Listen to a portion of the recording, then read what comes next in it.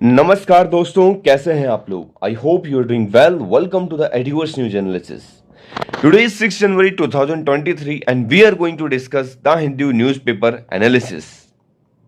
देखेंगे सबसे important article सबसे पहले।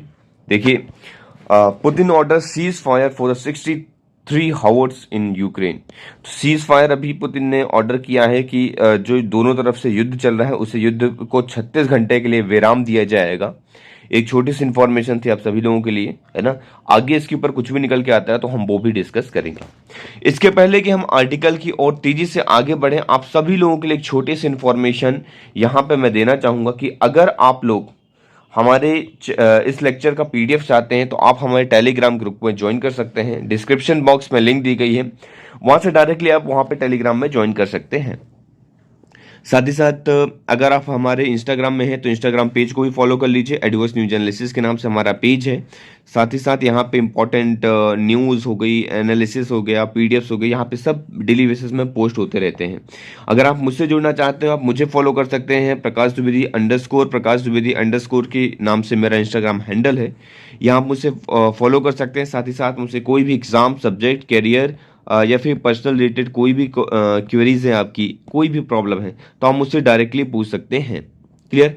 चलिए, बिफोर फटाफट हम आगे बढ़ते हैं और देखते हैं कौन कौन सी इंपॉर्टेंट न्यूज़ है। देखिए, आप लोगों के लिए ये मैंने दो तरीके से इसको न्यूज़पेपर को रखा है। पहला तरीका क्या है? पहला तरीका ये है कि आपको न्यूज़ तो मिली जाएगी, आप इस तरीके से जाके आप पीडीएफ से न्यूज़ डायरेक्टली पढ़ सकते हैं, है ना। ये एक तरीका है। दूसरा तरीका, जैसे आप देखिए ना, Asian elephant lost the most optimal habitat of the Nilgiri reserve, है ना, तो ये पढ़ लीजिए। Establishment the Nepal uncertainty times, क्या है तो इसमें नेपाल की लोकेशन और वहाँ पे क्या डिस्प्यूट चल रहा है वो इंपॉर्टेंट हो जाता है।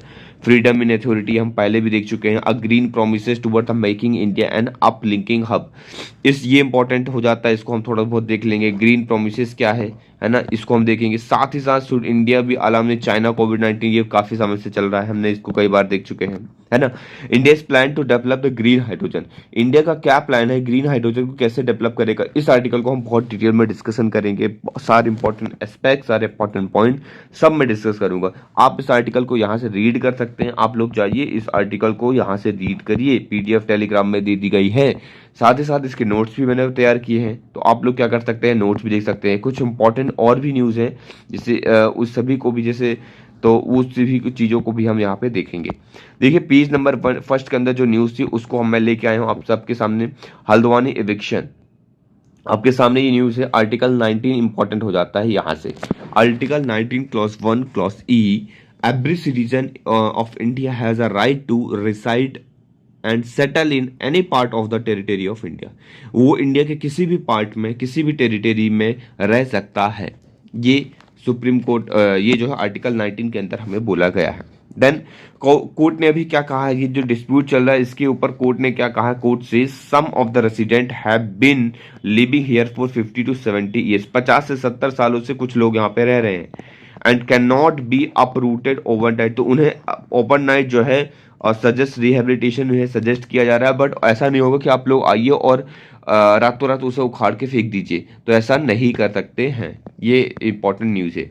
अब इससे रिलेटेड कुछ हमारे लिए इंपॉर्टेंट क्या है एस्पेक्ट, क्या पॉइंट्स इंपॉर्टेंट है वो हम देखते हैं। राइट टू शेल्टर हमारे लिए इंपॉर्टेंट है। आर्टिकल 21 इंपॉर्टेंट है। Right to shelter was the fundamental right, ये क्वेश्चन पूछ लेगा प्रीलिम्स में आपसे। क्या पूछेगा बताइए? राइट टू शेल्टर जो है फंडामेंटल राइट है। जी हाँ सर, फंडामेंटल राइट है। तो बताइए किस आर्टिकल के तहत ये राइट टू सेटल जो है कवर किया जाता है? तो ये आर्टिकल 21 राइट टू लाइफ के अंदर राइट टू सेटल को कवर किया जाता है। It was the right recognised by the international convention and integral part of the principle of natural justice, natural justice का इंटीग्रल पार्ट है, ये आपको पता होना चाहिए। आर्टिकल 47 की बात करते हैं। देखिए, डेली बेसिस पे मैं 2 से 3 आर्टिकल आप लोगों से डिस्कस करता ही रहता हूं, तो अगर आप लोग डेली बेसिस पे सुन रहे हैं और साथ ही मेरे साथ साथ आप याद करते चलेंगे तो आपको आप ये पाएंगे कि कुछ ही समय पे आपको बहुत सारे कॉन्स्टिट्यूशनल आर्टिकल रट जाएंगे, है ना। जैसे आज हम डिस्कस करते हैं आर्टिकल 47। आर्टिकल 47 क्या है? ये स्टेट की ड्यूटी है। स्टेट की ड्यूटी मतलब DPSP, directive principle of state policy, तो डीपीएसपी के अंदर आता है आर्टिकल 47। तो स्टेट की ड्यूटी है, क्या है ड्यूटी स्टेट की, कि raise the level of nutrition, nutrition level को बढ़ाएं, and standard of living, standard living को भी बढ़ाए, और improve the public health, public की हेल्थ को इम्प्रूव करे, जिससे ये चीज इंप्रूव हो। तो raise the level of nutrition and the standard of living and to improve the public health. This will come under the Article 47 of the Constitution of India, which is an part of DPSC Part 4 of the Constitution of India. Fair procedure, fair procedure का बात की गई है. Though the right of reside and settle in any part of India under Article 19 Clause 1 Clause E cannot be read to confirm the license to encroach the trespass upon the public property and erections should be according with the procedure established by the law. Law के हिसाब से रहना होगा. Fair procedure होगा यहाँ पे. अगर रहने का किसी भी पार्ट में आपको रहने का अधिकार मिला है तो इसका मतलब ये भी नहीं है कि आप पब्लिक प्रॉपर्टी या कहीं से भी कुछ भी कर सकते हैं, तो वो चीज़ें नहीं होंगी. एक फेयर प्रोसीजर होगा, है ना, प्रोसीजर स्टैब्लिश बाय लॉ, जो इस हिसाब से लॉ बना है उसी हिसाब से आपको करना होगा. With the 44th constitutional amendment act 1978, 1978 में 44th कॉन्स्टिट्यूशनल अमेंडमेंट होता है. Property ceased to be a fundamental right. Clear हुआ बात आपको? प्रॉपर्टी जो है सीज कर दिया जाता है, उसे फंडामेंटल राइट से हटा दिया जाता है. ठीक है. सॉल्यूशन क्या है इसका? ये जो सारी चीज चल रही है, ये प्रॉब्लम चल रही है, इसका सॉल्यूशन अगर आपसे कोई पूछता है तो आप क्या देंगे? बताइए, क्या सॉल्यूशन दे सकते हैं आप? तो सिंपल सा सॉल्यूशन है प्रधानमंत्री आवास योजना. जी हाँ, प्रधानमंत्री Awas Yojana the best solution. Urban प्रधानमंत्री Awas Yojana, it was launch in जून 2015 में लॉन्च हुआ था. तो ऑब्जेक्टिव क्या है इसका? Providing affordable housing to all the urban poor. तो अफोर्डेबल हाउसिंग प्रोवाइड करना, ये इसका ऑब्जेक्टिव है. Clear. Decennial census, decennial census की बात करता हूं मैं. Put off till September freezes boundaries. हम इस क्या है ये सेंसस, क्या चीजें हैं वो हम देखते हैं. Decennial census exercise has been postponed till September. 10 साल में सेंसस होता है, सभी लोगों को पता है ये चीजें, है ना. जिसे अभी क्या कर दिया गया था? पोस्टपोन कर दिया गया था टिल सितंबर तक. इसको फिर पोस्टपोन कर दिया गया. At least government inform the state that the date of freezing of administrative boundaries has been extended till June 30. Norms के अनुसार, जो रूल्स, जो नियम चला आ रहा है ना, उसके अनुसार बताया जाता है कि only 3 month after the freezing boundary limit administrative unit such as district हो गया, सब district, tehsil, taluka, police station, ये सब 3 महीने के लिए जो है सीज किया जा सकता है. सीज का मतलब रोका जा सकता है, एक तरीके से फ्रीज किया जा सकता है. नॉट सीज कह सकते, गलत वर्ड होगा, फ्रीज कह सकते हैं. फ्रीज, सेंसस को फ्रीज किया जा सकता है ना. तो रजिस्टर जनरल ऑफ इंडिया के अंदर ये सेंसस कन्वर्ट करवाया जाता है, कंडक्ट करवाया जाता है, ये आपको पता होना चाहिए. चलिए नेक्स्ट आर्टिकल की ओर मूव करते हैं. पेज नंबर 7 के अंदर ये आर्टिकल है habitat loss of elephant. Elephants की हैबिटेट कैसे लॉस हो रहा है, इसको हम देखने की कोशिश करेंगे. ये प्रिलिम्स पॉइंट ऑफ व्यू से काफी इंपॉर्टेंट है. Asian elephant has lost the most of its optimal habitat in the Nilgiri reserve. अब नीलगिरी रिजर्व कहाँ है आपको पता होना चाहिए. वैसे तो मैं बता दूं नीलगिरी बायोस्फीयर रिजर्व कहाँ है, 3 स्टेट्स के अंदर आता है, बाउंड्री में पड़ता है. ऐसा आप देखेंगे तो यहाँ पे इस तरीके से बाउंड्री में नीलगिरी बायोस्फीयर रिजर्व पड़ता है ना. ये देख लीजिए इस तरीके से. तो ऊपर ये ऐसे कह लीजिए, ये पड़ता है ना, ऊपर नहीं. मैं आपको और अच्छे से दिखाता हूँ. यहाँ पे पड़ता है समथिंग ऐसे, मतलब केरला, तमिलनाडु और कर्नाटका तीनों को कवर करता है ना. पालाघाट, यहाँ पे पालाघाट गैप हो गया. ये चीज क्लियर हो गया. अब चलिए मैं क्या करता हूँ, आप लोगों को एक अलग से मैंने नोट्स तैयार किया हुआ है. मैं सोच रहा था उसको लेके आने के लिए कि प्रीलिम्स के लिए वो एक स्पेशल सीरीज हम चलाएंगे जहाँ पे सारे इंपॉर्टेंट बायोस्फीयर रिजर्व पूरा मैपिंग कवर करेंगे. तो उसको मैं आपको समझाता हूँ, यहाँ पे दिखाता हूँ. ये देखिए, ये हमारा मैपिंग का सीरीज आ गया है. चलिए अब केरला की ओर चलते हैं. केरला में ये नहीं, ओके. तो सबसे पहले मैं आपको दिखा देता हूं मैपिंग. ये देखिए इस तरीके से हम मैपिंग करेंगे, है ना, लिखते हुए. आप भी चाहें तो इस तरीके से बना सकते हैं. ये मैपिंग करने का तरीका है हमारा, आप देख पा रहे होंगे यहाँ पे स्क्रीन के अंदर. अब आप देखिए यहाँ पे ये जो रेड कलर का आपको दिख रहा है ना, मैं हाइलाइटर से हाईलाइट करता हूँ. ये जो रेड कलर का ये जो दिख रहा है जहाँ पे, ये क्या है, ये नीलगिरी बायोस्फीयर रिजर्व है. ठीक है. नीलगिरी बायोस्फीयर रिजर्व जो है ट्राई जंक्शन है, यहाँ पे ट्राई जंक्शन है ना। ट्राई जंक्शन मतलब एक तरफ कौन आता है, केरला आता है, एक तरफ कौन आता है, कर्नाटका आता है, और एक तरफ ये देखिए इधर कर्नाटका आ गया, केरला, कर्नाटका और तमिलनाडु। क्लियर रहेगा आपको बात? आई होप ये चीजें क्लियर होंगी आपको, है ना। ये तमिलनाडु आ गया। अब केरला के अंदर पहले पहले तमिलनाडु देखते हैं। चलिए, तमिलनाडु के अंदर कौन कौन से क्या क्या आते हैं। तमिलनाडु के अंदर दो टाइगर रिजर्व और एक नेशनल पार्क यहाँ पे आता है। तमिलनाडु के अंदर 2 टाइगर रिजर्व और एक नेशनल पार्क यहाँ पे आते हैं। देन मुकुंती याद रखिए, सत्यमंगलम, मुदुमलई, ये आपको याद रखना है ना, ये सारी चीजें। दो फिर कर्नाटका के अंदर 2 नागरहोल और बांदीपुर आते हैं, 2 नेशनल पार्क आते हैं, और 2 वाइल्ड लाइफ सेंचुरी कौन कौन सी, नीलगिरी वाइल्ड लाइफ सेंचुरी और ब्रह्मगिरी वाइल्ड लाइफ सेंचुरी, ये दोनों आ जाते हैं। और केरला के अंदर 5 वाइल्ड लाइफ सेंचुरी और एक नेशनल पार्क आते हैं इस बायोस्फीयर रिजर्व से। तो ये सारी चीजें ऐसे बनाई हैं। तो हम नियर फ्यूचर में ये चीजें डिस्कस करेंगे। कावेरी रिवर आपको याद रखना है, यहीं से होके गुजरती है। तो ये भी चीजें आपको इस तरीके से भी चीजों को याद रखना है कि Kaveri river Nilgiri biosphere reserve से होके गुजरती है। नीचे फिर आप देखेंगे एक ये वाइल्ड लाइफ सेंचुरी है ना। इसे भी आप देख सकते हैं कि अनाईमुडी एलिफेंट रिजर्व हो गया, ये अनाईमुडी एलिफेंट रिजर्व, इसको हम डिटेल में देखेंगे। अगस्त वैली बायोस्फीयर रिजर्व क्या है, फिर उसके बारे में डिटेलिंग की स्टडी करेंगे। तो आने वाले लेक्चर्स में ये सभी चीज़ें हम देखने वाले हैं। इस तरीके से मैप की मदद से भी हम और भी चीज़ें देखने वाले हैं, है ना। तो बिल्कुल घबराना नहीं है, सारी चीज़ें यहाँ पे कवर करवाई जाएंगी, है ना। वापस आते हैं अपने लेक्चर की तरफ और चलिए आगे बढ़ते हैं। ये क्वेश्चन आज आप लोगों को अटेम्प्ट करना है, इसका आंसर मैं आपको नहीं दूंगा। इसका आंसर आपको मिलेगा हमारे टेलीग्राम ग्रुप के अंदर। और कहाँ मिलेगा बताइए? इंस्टाग्राम के अंदर। तो जल्दी से जाइए टेलीग्राम को ज्वाइन कीजिए और इंस्टाग्राम पे हमारे इस पेज को फॉलो कीजिए। तो आपको इस क्वेश्चन का आंसर देना है। अभी तक आप लोगों ने आंसर लिख लिया होगा, कमेंट सेक्शन में नीचे इसका आंसर दीजिए। सही आंसर मैं इसका दूंगा कहाँ पे? टेलीग्राम और इंस्टाग्राम के अंदर, ठीक है।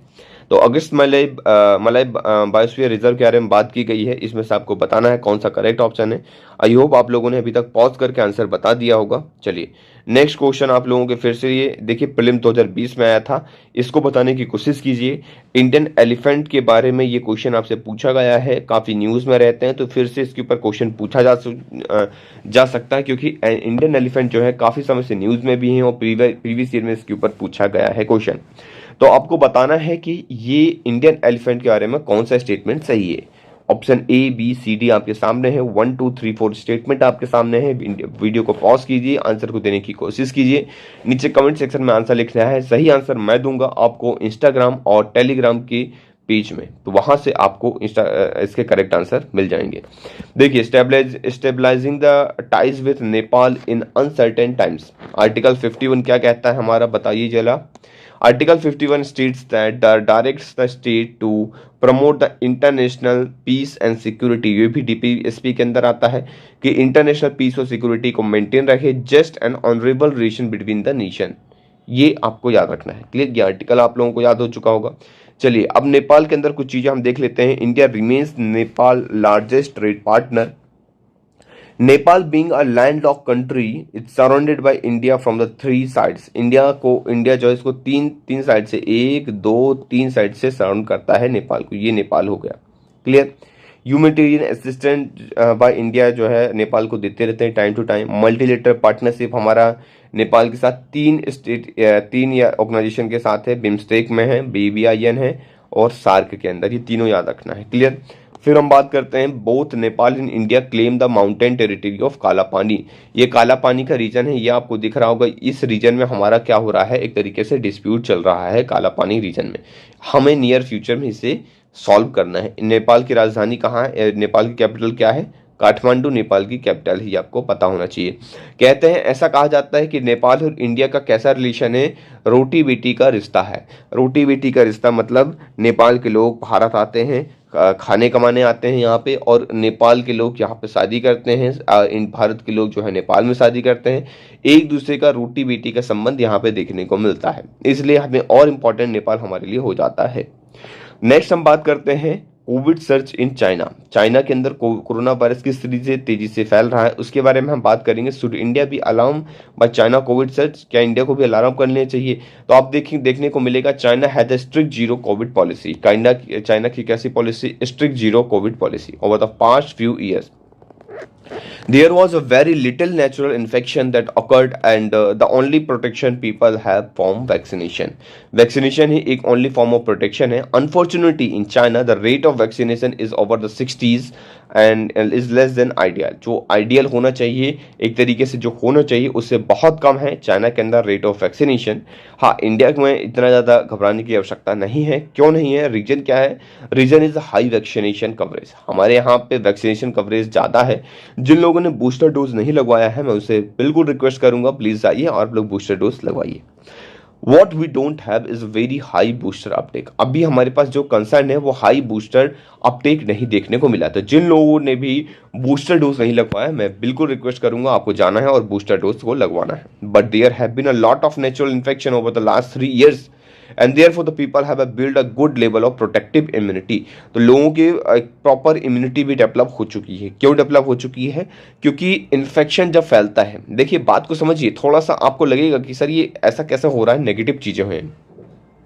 अगर आपको बार बार बुखार आ रही है, एक बार आपको सर्दी हुई, तो आपका जो बॉडी है उस सर्दी से लड़ने के लिए इम्यून सिस्टम तैयार कर लेगा। फिर नियर फ्यूचर में आपको थोड़ा सा बड़ी बीमारी भी होती है तो आप उसे फाइट कर ले जाएंगे क्योंकि आपके पास इम्यून सिस्टम है। चाइना के अंदर ये चीज़ नहीं थी। उनके पास जो नेचुरल इन्फेक्शन हुआ करते थे कुछ सालों के अंदर वो बहुत कम होते थे, है ना। नेचुरल इन्फेक्शन कम होते थे, हमारे इन्फेक्शन ज़्यादा होते हैं, है ना। इन्फेक्शन ज़्यादा होते हैं उसकी वजह से क्या हो गया, हमारी बॉडी ने इम्यून सिस्टम बहुत स्ट्रांग कर लिया लड़ने के लिए।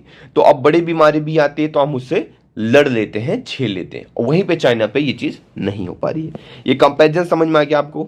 क्लियर।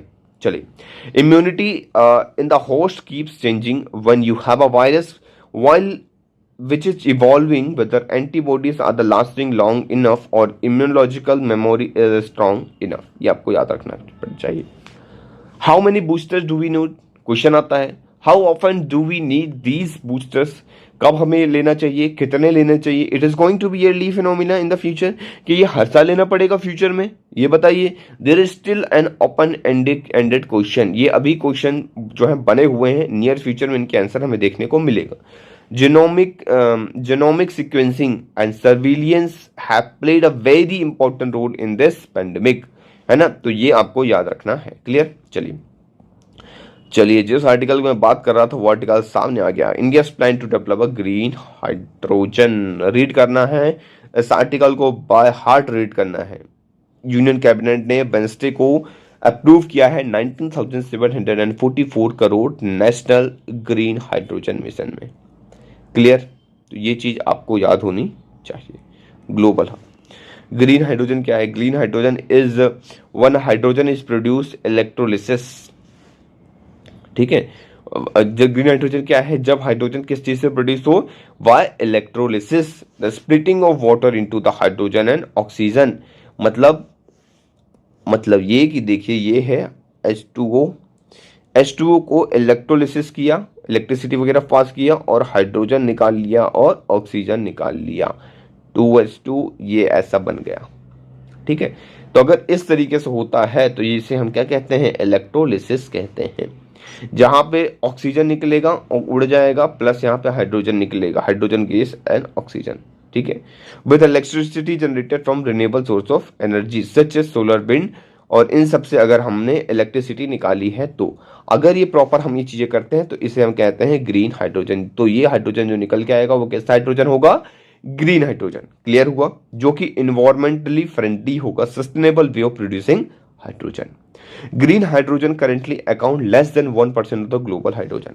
ग्लोबली जितना हाइड्रोजन है उसमें से ग्रीन हाइड्रोजन वो कितना है? लेस देन 1% है इस पूरे वर्ल्ड के अंदर। हमारा क्या टारगेट है? हमारा ये टारगेट है कि हम एक्सपोर्टर हब बने, हम सबसे ज्यादा जो है हाइड्रोजन जो है प्रोड्यूस करें ग्रीन हाइड्रोजन को, ये हमारा टारगेट है। The mission has laid out a target to develop the green hydrogen production capacity at least 5 MMT, million metric ton per annum। ये आपको याद रखना पड़ेगा। This is alongside adding a renewable energy capacity about 125% gigawatt in the country. Clear हुआ? कुछ और भी important points है वो आप याद रख लीजिए, जैसे कि इन्वेस्टमेंट आएगा 8 ट्रिलियन रुपीज का, ठीक है।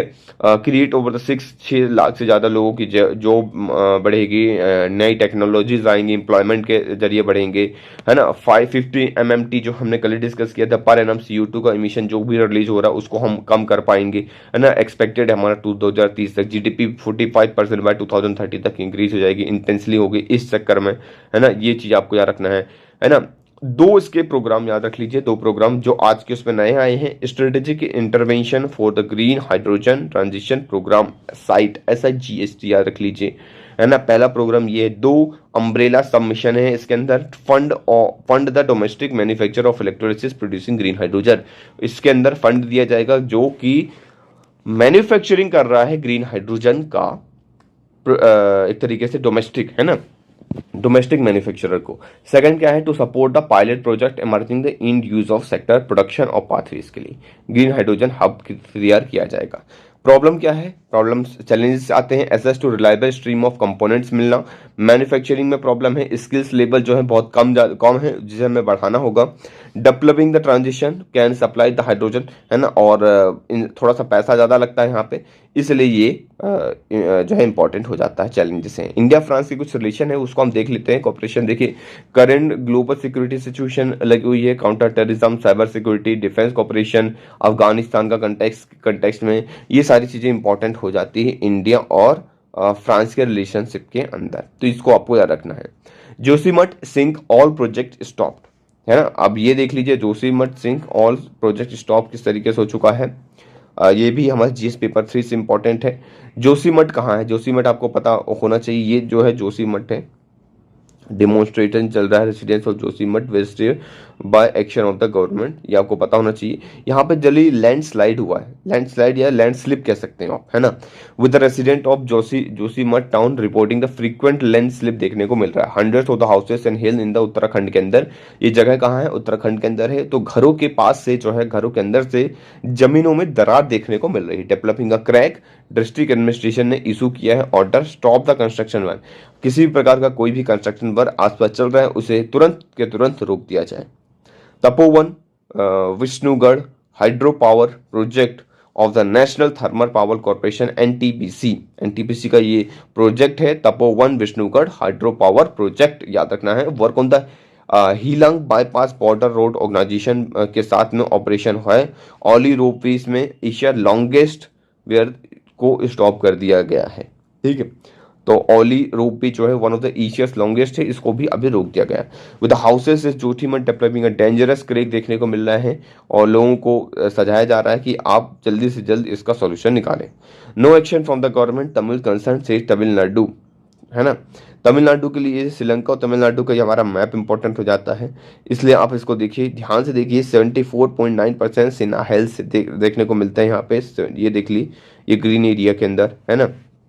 फिर आप ऑरेंज एरिया में देखिए कौन देखने को मिलता है, श्रीलंकन तमिल, ये जो है श्रीलंकन तमिल है यहाँ पे जो रहते हैं, है ना, ये कौन है, श्रीलंकन तमिल है, ठीक है। तो ये चीज़ आपको याद रखनी, ये जो है वो कौन है, श्रीलंकन मूर है, नो मेजोरिटी है इनका, यहाँ पे कोई मेजोरिटी नहीं है, ठीक है ना। श्रीलंकन मूर देखने को मिलते हैं ये, है ना, और इंडियन तमिल यहाँ पे, ये इंडियन तमिल जो है आके बसी हुई है थोड़ा सा कोने में।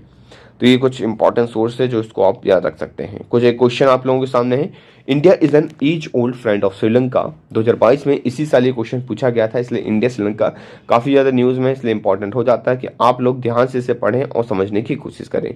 India is an age old friend of Sri Lanka, discuss India's role in the recent crisis in Sri Lanka the light of the preceding statement, है ना। इसको आप जो है करने की कोशिश करेंगे।